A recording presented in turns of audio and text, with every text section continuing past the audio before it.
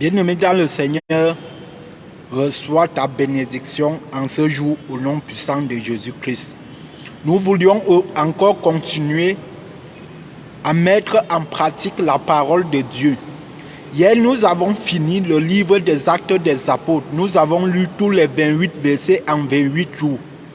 Et nous avons vu qu'à la fin de ce dernier chapitre des livres des Actes des Apôtres, nous avions vu que Paul est parti à Rome. Aujourd'hui, nous voulions continuer dans le livre de Romains.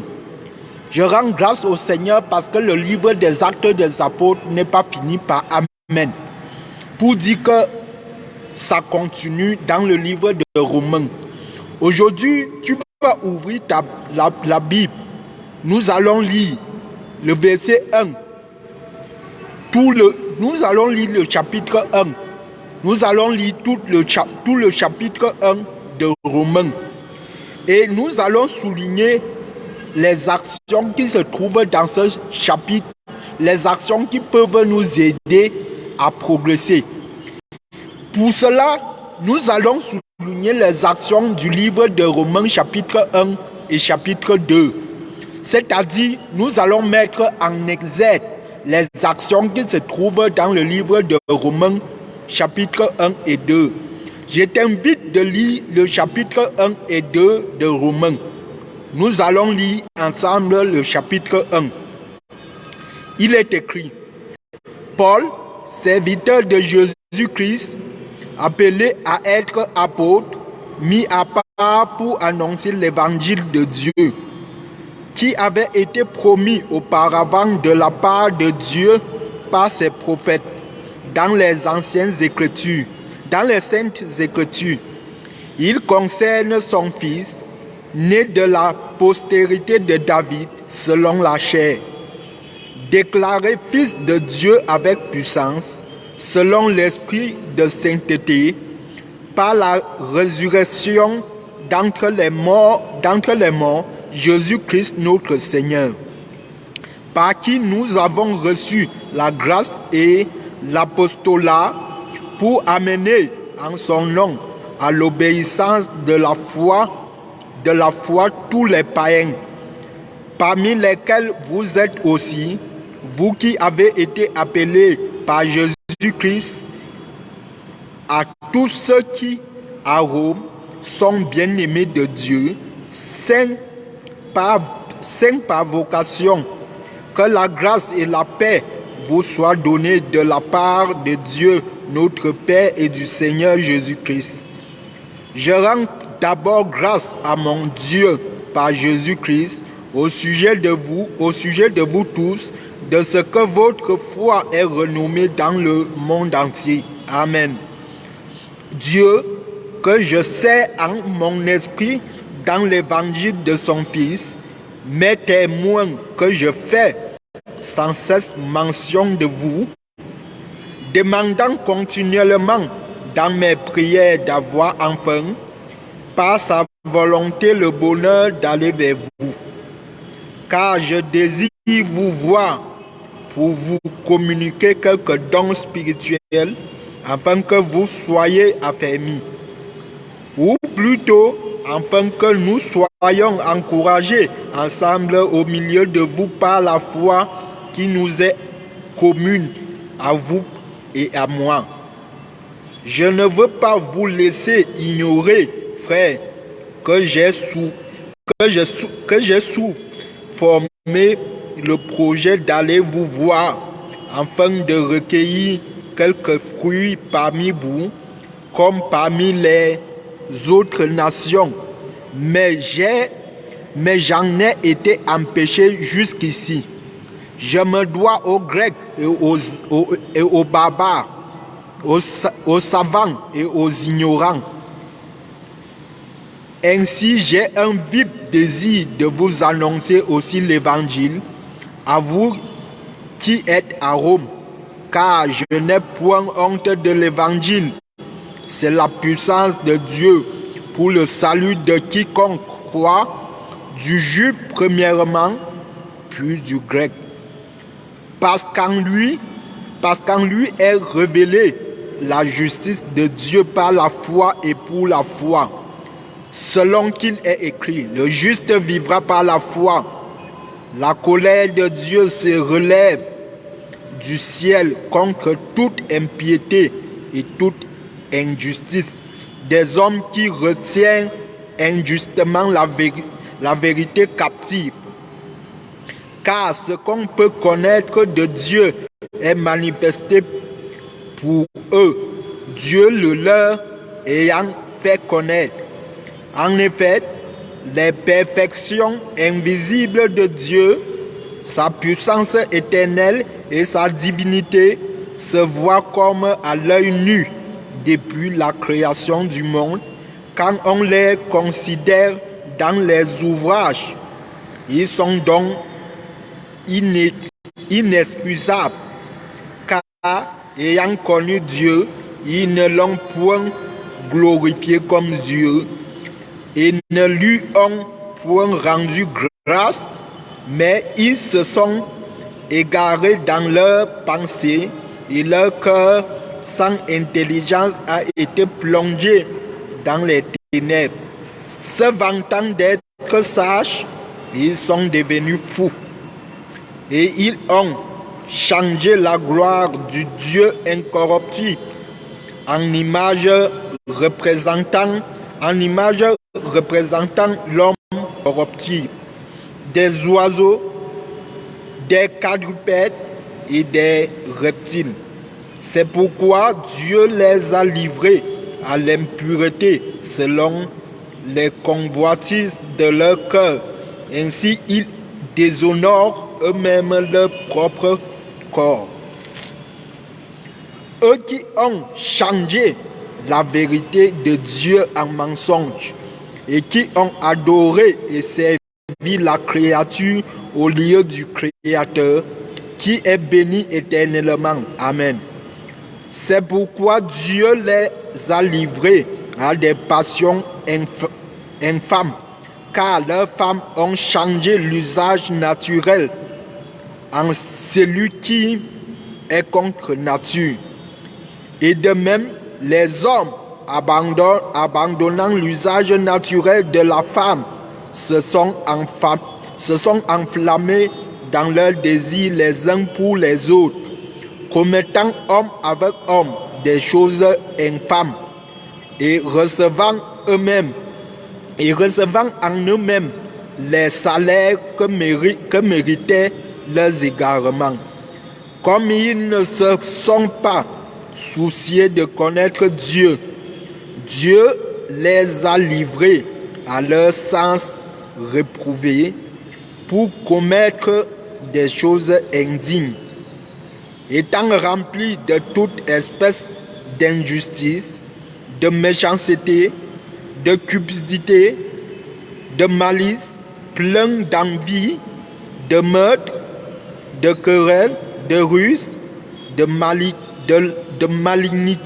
malignité, reporters, médisants, impies, arrogants, hautains, fanfarons, ingénieurs au mal, rebelles à leurs parents, dépourvus d'intelligence, déloyaux, d'affection naturelle, de miséricorde, et bien qu'ils connaissent le jugement de Dieu, déclarant dignes de mort ceux qui commettent de telles choses. Non seulement ils le font, mais encore ils approuvent ceux qui les font. Amen. Bien-aimé, quel puissant, vibrant témoignage. Voilà la parole de Dieu qu'il te donne ce matin. Dieu nous donne un puissant témoignage ce matin. Bien-aimés dans le Seigneur, hier nous nous sommes arrêtés dans le livre des Actes des Apôtres.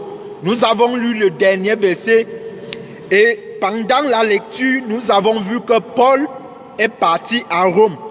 C'est pourquoi aujourd'hui nous continuons à voir ce que Paul est parti prêcher à Rome. Alléluia. Bien-aimés dans le Seigneur, lorsque j'ai lu cette parole, il y a autant d'actions que nous devions mettre en pratique en ce jour. Il y a autant d'actions que tu vas mettre en pratique en ce jour. La première action que je soulignais ici, la Bible dit, Paul, serviteur de Jésus-Christ, appelé à être apôtre, mis à part pour annoncer l'évangile de Dieu. Alléluia. Bien-aimés dans le Seigneur, la première action que nous devions mettre en pratique en ce jour, que toi tu vas mettre en pratique en ce jour, dès que tu vas finir de m'écouter, la première action que tu vas mettre en pratique, c'est que tu dois annoncer l'évangile de Dieu. Alléluia. Comme je fais ici là, tu dois faire la même chose autour de toi. Tu dois annoncer l'évangile. Tu dois évangéliser tes frères. Tu dois évangéliser ceux-là que tu rencontres sur ton chemin. Bien-aimés dans le Seigneur, aujourd'hui, plusieurs se posent la question de savoir comment faire pour évangéliser. Bien-aimés, ce n'est pas difficile. Évangéliser, ça ne s'agit pas que tu prennes un temps pour parler avec le frère. Même le témoignage que tu as reçu de Dieu, c'est déjà l'évangile. Tu es déjà en train d'évangéliser ton frère en lui donnant ton témoignage, bien-aimé. C'est la première action que tu vas mettre en pratique. Évangéliser, parler de Dieu, parler des bienfaits de Dieu. Ce que Dieu a fait pour toi, tu dois parler aux autres. Ça, c'est évangéliser. C'est une forme d'évangéliser tes frères. La deuxième action que tu dois mettre en pratique après avoir m'écouté, la Bible dit, je rends d'abord grâce à mon Dieu par Jésus-Christ au sujet de vous tous, de ce que votre foi est renommée dans le monde entier. Alléluia. Bien-aimés dans le Seigneur, ce verset soulève deux actions que nous devions mettre en pratique. La première action à mettre en pratique ici, c'est quoi? C'est rendre d'abord grâce à Dieu. Nous devions rendre grâce à Dieu. Bien-aimés dans le Seigneur, beaucoup de personnes aujourd'hui prient sans rendre grâce à Dieu pour ce qu'il a fait dans leur vie. Bien-aimés dans le Seigneur, tu rends grâce à Dieu peut-être parce qu'il t'a donné l'argent. Tu rends grâce à Dieu parce qu'il t'a donné peut-être les vêtements. Est-ce que tu rends grâce à Dieu pour les amis qu'il t'a donné? Est-ce que tu rends grâce à Dieu pour le pasteur qui t'a donné? Est-ce que tu rends grâce à Dieu pour la santé qu'il t'a donné? Bien-aimé dans le Seigneur, tu dois rendre grâce au Seigneur pour tout ce qu'il fait pour toi. Que ce soit juste, que ce soit injuste, ce que le Seigneur a fait pour toi, il faut lui rendre grâce. Bien-aimé dans le Seigneur, la Bible dit que tout concourt au bien de ceux qui aiment Dieu. Que le Seigneur te fait du mal, que le Seigneur te fait du bien, il faut lui rendre grâce, bien-aimé. Tu dois rendre grâce au Seigneur. Ça, c'est la première action du verset 8. La deuxième action, il dit quoi? Relisons encore. Il dit, je rends d'abord grâce à mon Dieu par Jésus-Christ au sujet de vous tous, de ce que votre foi est renommée dans le monde entier. Bien-aimés dans le Seigneur, la deuxième action dans ce verset, c'est avoir une foi qui est renommée dans le monde entier. Bien-aimé dans le Seigneur, tu vas te poser la question de savoir, est-ce qu'avoir une foi, c'est une action? Bien sûr, bien-aimé, avoir la foi, il s'agit de poser les actions qui nécessitent, qui consistent à croire que tu as la foi. Tu dois poser les actions de la foi, bien-aimé. Bien-aimé dans le Seigneur, aujourd'hui, beaucoup disent qu'ils ont la foi, mais ils ne posent pas les actions de la foi. Bien-aimé dans le Seigneur, est-ce que tu poses les actions de la foi? Bien-aimé dans le Seigneur, toi qui te dis avoir la foi, est-ce que tes actions sont les actions d'une personne qui a la foi? C'est la question que je te pose ce matin. Tu dois poser les actions qui montrent que non, lui là, il a la foi. les actions qui posent, ce sont les actions d'une personne qui a la foi. Tu dois poser les actions, bien-aimé. Bien-aimé dans le Seigneur, le monde entier doit reconnaître à travers tes actions que tu as la foi. Je parle loin même jusqu'au monde entier. Dans ta famille, est-ce qu'on connaît que tu as la foi? Là où tu vis, est-ce qu'on connaît que tu as la foi? Bien-aimé, dans ton assemblée, est-ce qu'on connaît que tu as la foi? C'est là que ça doit commencer. Tu dois poser les actions qui montrent que tu as la foi, bien-aimé. C'est ça, tu dois avoir une foi renommée dans le monde entier. Une autre action que tu dois mettre en pratique.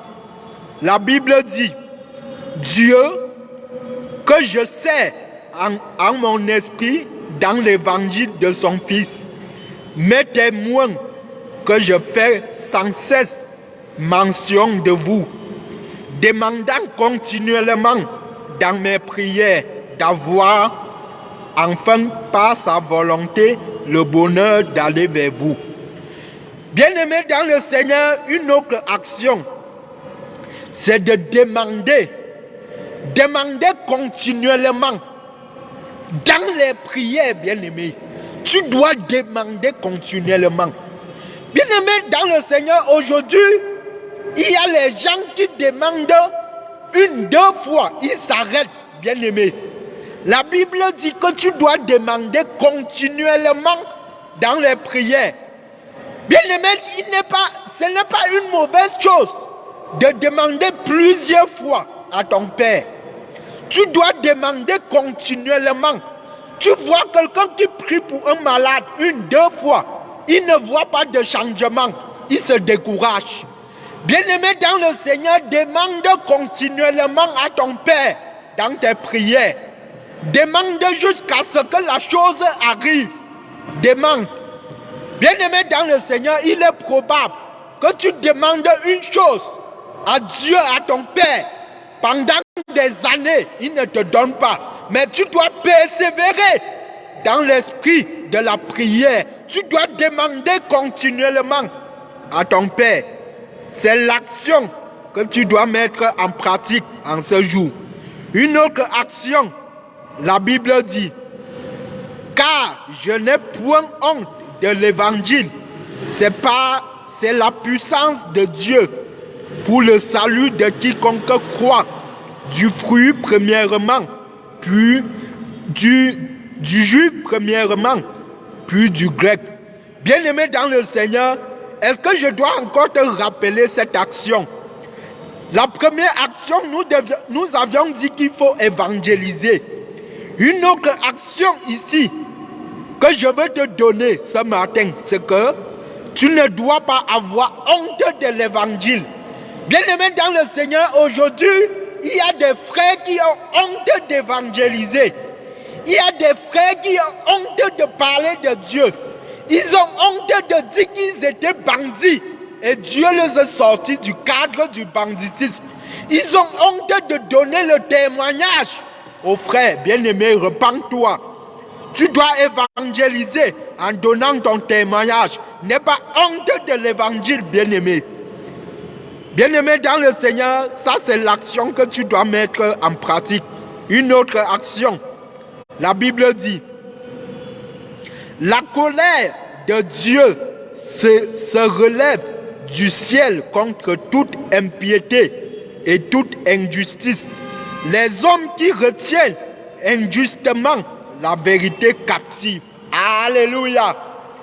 Bien-aimé dans le Seigneur, une autre action que nous devions mettre en pratique en ce jour, ce sont les hommes qui retiennent la vérité en captivité. Il y a les hommes qui retiennent la vérité captive, bien-aimé. Bien-aimé dans le Seigneur, peut-être que tu dois te poser les questions à savoir comment les hommes retiennent la vérité en captivité. Bien-aimé dans le Seigneur, il y a trois manières. Il y a trois façons de retenir la vérité en captivité. La première manière, note, bien-aimé, lorsque je te parle là, tu dois noter ce que je te dis. La première manière de retenir la vérité en captivité, c'est quoi? C'est que quand tu connais la vérité et que quand tu connais la vérité et que tu n'exposes pas la vérité aux autres, tu détiens la vérité en captivité. Lorsque tu connais la vérité et tu ne veux pas parler de la vérité aux autres, tu détiens la vérité en captivité. Ça, c'est la première manière de retenir la vérité en captivité, bien-aimé. La deuxième manière de retenir la vérité en captivité, c'est quoi? Quand tu vois la vérité et que tu fais semblant de voir cette vérité, quand tu connais la vérité et tu fais semblant de connaître la vérité, c'est une autre manière de tenir la vérité en captivité. Bien-aimé dans le Seigneur, c'est la deuxième manière. La troisième manière, c'est que tu connais la vérité et tu refuses de pratiquer la vérité. Alléluia. Tu connais la vérité et tu refuses de pratiquer la vérité. Bien-aimé dans le Seigneur, comme je fais ici là, je te dis la vérité. Tu connais que ce que je dis est la vérité, mais tu refuses de mettre en pratique cette vérité. Là, tu détiens la vérité en captivité. Repends-toi, repends-toi. Bien-aimé dans le Seigneur, je veux te dire ce matin que tous ceux-là qui retiennent la vérité en captivité seront jugés sévèrement par le Saint-Esprit, bien-aimé. Tu ne dois pas retenir la vérité en captivité. Alléluia. Ça, c'est une autre action, ne pas retenir la vérité en captivité. Une autre action que tu dois mettre en pratique. La Bible dit, car ayant connu Dieu, ils ne l'ont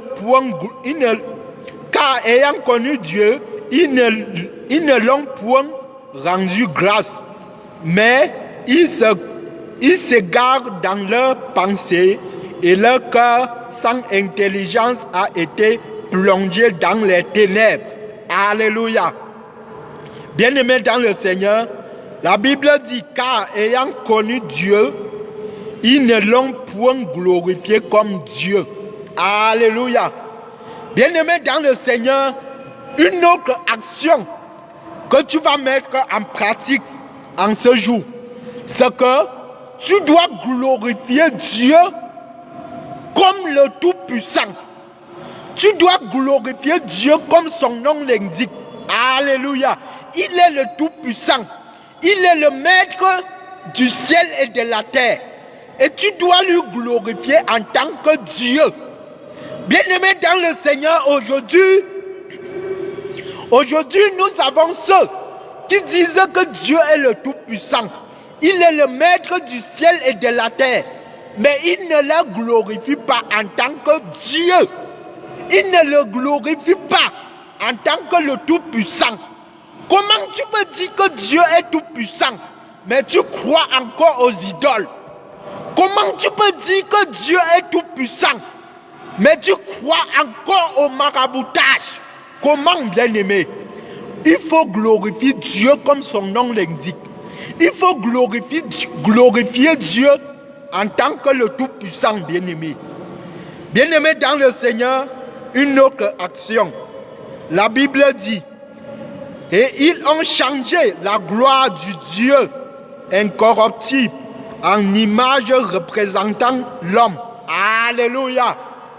Bien-aimé dans le Seigneur, une autre action qui est soulevée ici, c'est qu'aujourd'hui, beaucoup des hommes ont changé la gloire de Dieu en image faite des mains d'hommes. Alléluia. Bien-aimé dans le Seigneur, lorsque je parle de cela, je pense aux églises dites catholiques.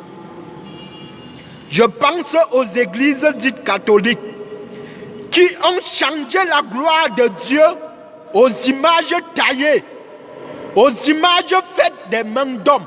Bien-aimé, la Bible dit, ne pas changer la gloire de Dieu incorruptible en image représentée par les hommes. Bien-aimés, bien-aimés dans le Seigneur, nous voyons les hommes qui changent la gloire de Dieu, la gloire du Tout-Puissant en image. Les hommes qui se prosternent devant les images, les hommes qui se prosternent devant les statuettes. Bien-aimés dans le Seigneur, je ne cesserai jamais de te dire que ce soit la statuette de Marie, que ce soit la statuette de Jésus, que ce soit la statuette, on me dit souvent Joseph, que ce soit la statuette de Joseph, on parle souvent du père de Jésus, on parle souvent de la mère de Jésus, que ce soit la statuette. Bien-aimés, ce sont les instruments faits des mains d'hommes. Tu ne dois pas te prosterner devant ces choses, bien-aimés.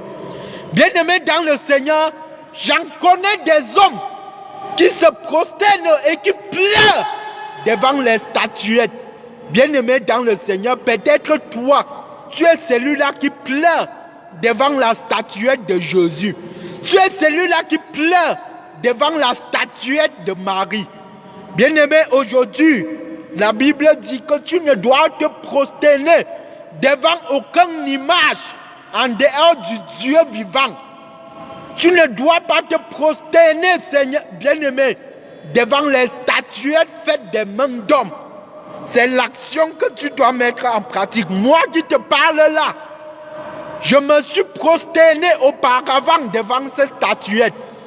Bien-aimé dans le Seigneur, je me suis prosterné devant la statuette de Jésus. Dans l'innocence, bien-aimé, je me suis prosterné devant ces choses. Que ce soit devant l'écran, je me suis prosterné.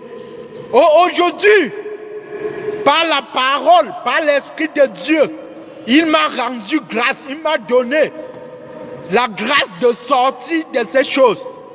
Et aujourd'hui, je me repens, je me suis converti et je ne crois plus, je renonce, bien-aimé, aux statuettes, je renonce, Seigneur, au crâne de mon village. Toi qui étais encore sous l'autorité des statuettes, tu étais encore sous l'autorité des crânes de ton village. Bien-aimé, que Dieu t'aide à sortir de cela. C'est l'action que tu dois mettre en pratique en ce jour. Une autre action, la Bible dit, eux qui ont changé la vérité de Dieu en mensonge. Est-ce que je dois encore parler de cela, bien-aimé? Beaucoup de personnes changent la vérité de Dieu en mensonge. Est-ce que tu t'imagines que quelqu'un dit que nous devions adorer les crânes, car c'est la coutume de nos ancêtres. Bien-aimés dans le Seigneur, là il transforme déjà la vérité en mensonge. Tu ne dois pas croire aux mensonges des hommes, mais à la vérité de Dieu. L'autre action que je souligne ici, c'est que la Bible dit, comme ils ne se sont pas souciés de connaître Dieu. Alléluia. Bien-aimés dans le Seigneur, aujourd'hui, beaucoup de personnes ne se soucient pas de connaître Dieu. Beaucoup de personnes ont de la peine de se soucier de Dieu. Bien-aimé dans le Seigneur, toi qui ne te soucies pas de connaître Dieu, il sait très bien que Dieu est le Tout-Puissant, mais il ne se soucie pas de connaître Dieu. Bien-aimé dans le Seigneur, tu dois te soucier à partir d'aujourd'hui de connaître Dieu. C'est l'action que tu dois mettre en pratique. Bien-aimé, ce qui m'intéresse encore plus dans ce livre, c'est le dernier verset. Le dernier verset dit quoi, bien-aimé? Au dernier verset, il dit, et bien qu'ils connaissent le jugement de Dieu, déclarant dignes de mort ceux qui commettent de telles choses, non seulement ils le font, mais encore ils approuvent ceux qui le font. Alléluia. Bien-aimés dans le Seigneur, l'apôtre ici était déjà en train de parler des homosexuels et des lesbiennes. l'apôtre était en train de parler de ces gens-là. Il dit que ceux qui font ces choses, ils méritent la mort. Alléluia. Ceux qui sont les lesbiennes, les homosexuels, l'apôtre Paul dit ici que s'ils ne se répandent pas, si toi qui es homosexuel, si toi qui es lesbienne, tu m'écoutes en ce moment, l'apôtre Paul dit que si tu ne te repens pas, tu mérites la mort. C'est la parole de Dieu qui affirme cela. Repens-toi, sinon la mort te guette. Bien-aimé dans le Seigneur, ce que je veux te dire ici, c'est qu'il y a les gens qui pêchent parce qu'ils croient aux choses qui ne sont pas vraies. Il y a les gens qui pêchent parce qu'ils commettent des actes. Et il y a des gens qui pêchent parce qu'ils approuvent les actes, bien-aimés. Quel est ton cas? Quel est ton cas, bien-aimé? Est-ce que tu pêches parce que tu crois aux choses qui ne sont pas vraies? Est-ce que tu pêches en posant les actes? Est-ce que tu pêches en approuvant les actes qui sont posés par les autres? Bien-aimé dans le Seigneur, Dieu ici place ceux-là qui croient aux choses qui ne sont pas vraies.